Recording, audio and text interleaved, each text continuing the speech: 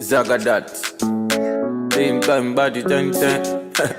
It's your boy. It's E. Kelly. My baby they confuse me yo with a bomb bomb.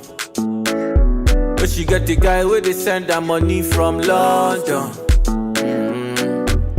She they see me like a Johnny just come. Yeah. My monkey they walk it, baboon he just the chop. So y'all, first things first, you want to start with a mesh dome style wig cap. A lot of people do use the regular dome wig caps that don't have any holes in them, but I do think that the mesh cap makes it a lot easier, especially for beginners, to sew and get through the little holes and stuff. It's kind of like it guides you a little bit better than the other dome cap would. So I start off by centering my closure, of course, getting it to the center of my head, and then I basically put the needle through on one end, and then I put it through a second time and do this like double knotting method. You only need to do this once, but I slowed it down and repeated it 3 times because I really want y'all to get the hang of it, because it is a concept that you're going to be using all throughout this tutorial in order to secure the ends of your wefts and your closure, of course.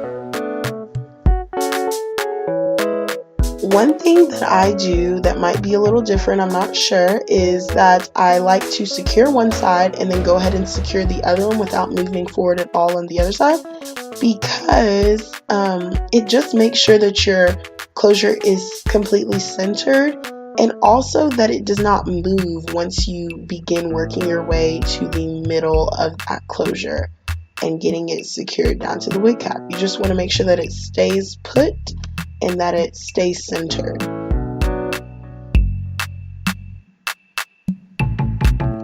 I am just cutting off the excess thread.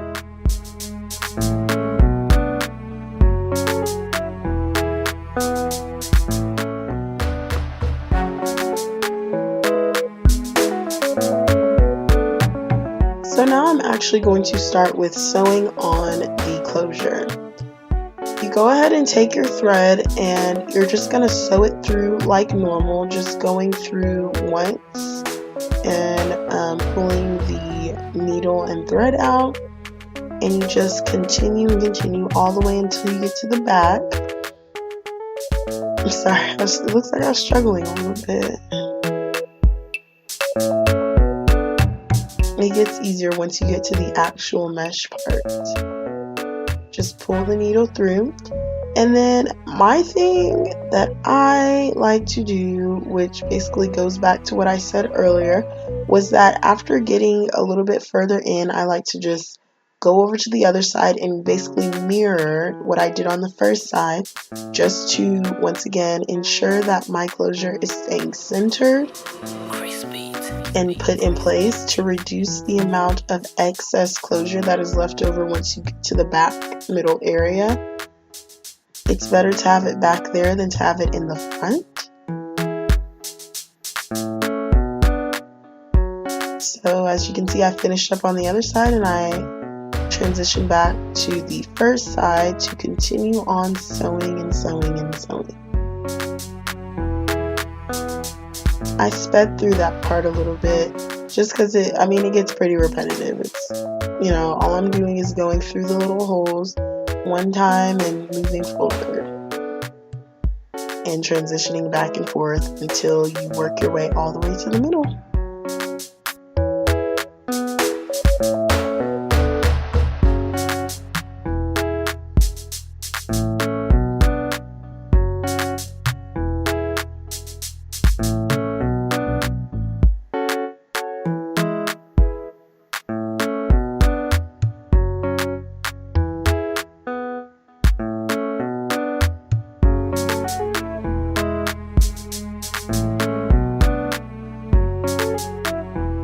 I want to try to get a better view to see that there might still be some of that excess closure, but not to worry, you just continue to sew as normal, and in all honesty, the closure will lay down and it will end up in a good position, and I promise you it will not mess up the outcome of how your wig turns out. This is just kind of like inevitable sometimes with closures and wig caps and stuff. So all I did was basically work the thread and needles, the two separate needle and threads, towards each other until they met at the middle. I even crossed them over basically and kind of let them switch sides. And now I'm going to knot them about 3 times just to secure this closure in place and make sure that the thread does not loosen at all. I'm going to cut off that excess thread. You don't want thread just floating around your hair. Then I think a great thing to do before starting off your wig is to just clip that closure into place just so that the hair doesn't get in the way. Obviously, if it's longer hair, it is going to want to like fall back and get in your way. I hope y'all notice I basically am double wefting to start off in the back, because the back doesn't really matter as much as the front. As you'll see that in the front, I will single weft sew it onto this head, but starting off in the back, you do want the back to be a little bit more fuller, so you're going to want to double weft. And just for the sake of time, there's really no point of going single weft by single weft when you could just do it this way. I did start off the sewing the same way that I'd started off on the closure, which is basically just by putting the needle through once. And I make sure to put the needle through into the mesh and not into the elastic, because the elastic, if you are sewing that with your wefts, it can reduce the elasticity of the actual wig cap, and you don't want to do that. So I make sure that I'm sewing into the mesh and not into the elastic.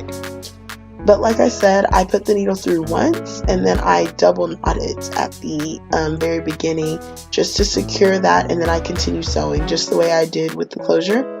And now I'm about to show you guys how I transition into braiding the other direction. I double knotted it once we once we reached the end, which is basically getting close to the closure.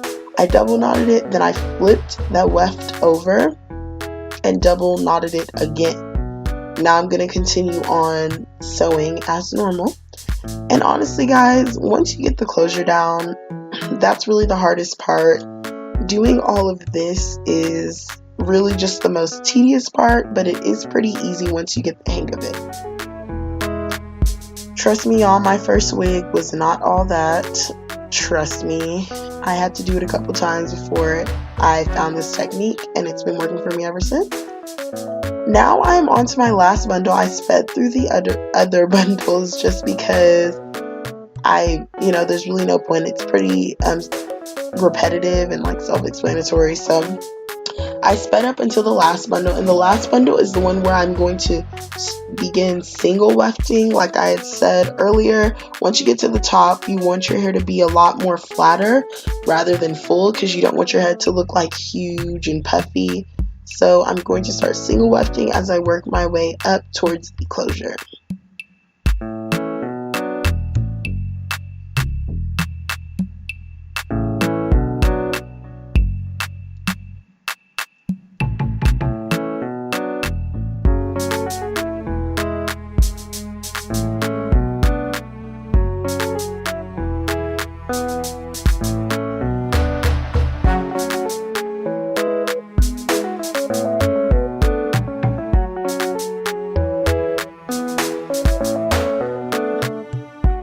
One thing that I am definitely doing is I'm making sure to sew the weave in the same circular, like half circle shape that the closure is basically in, just because you're basically working your way towards the closure and you want to make sure that there's going to be no bald spots or bald areas. And you'll see what I mean once I get closer to the end or closer to the top, because the hair is going to already be going in the same shape pattern basically as the closure is, so it automatically is going to meet up together with the closure, and that will reduce the amount of bald spots and all that.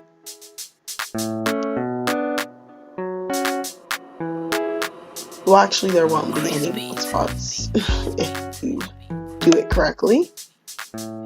Luckily for me, I ended up having the perfect amount of hair and literally used all of the hair, and it finished right at like the last spot that needed to be covered up. So I thought that was perfect.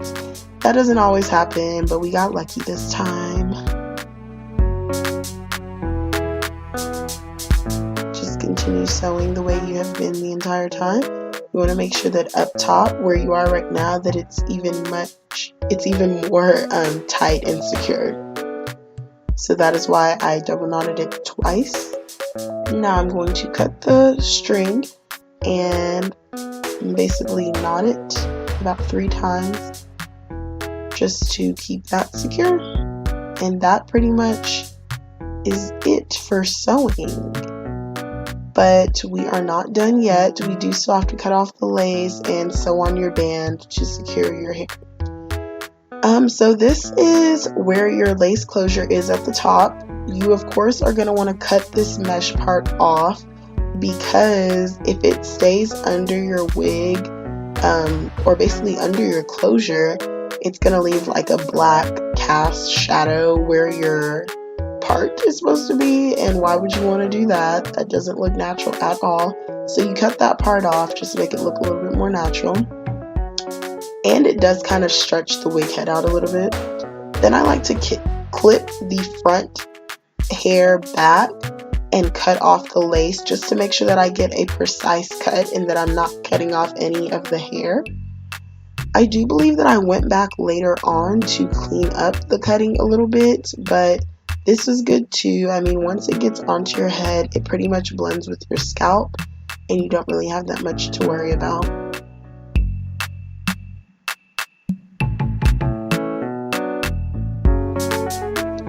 Then you're going to take your band and you want to make sure that you stretch it along your head just to make sure that it does match up with how your head is basically going to fit with the band, if that makes sense. Like, you want to stretch it behind your ear or up into the top of your head if that's where you want to place your band, just to make sure that you don't make it too tight or too loose. And then you just want to sew the band on the same way that you've been sewing the wefts on and closure, just by starting off with going through once, going through twice, double knotting, and then continuing on sewing as normal. The way I did in this video was I went basically like to the left with sewing on the band, then to the right, then back to the left, which basically would make the thread really strong, but you really only need to go back and forth maybe once, just to secure the thread, because once you make it too thready, that actually makes it break just as easy as it being like not enough thread. So you really only need to go like to the left and to the right, if that makes sense.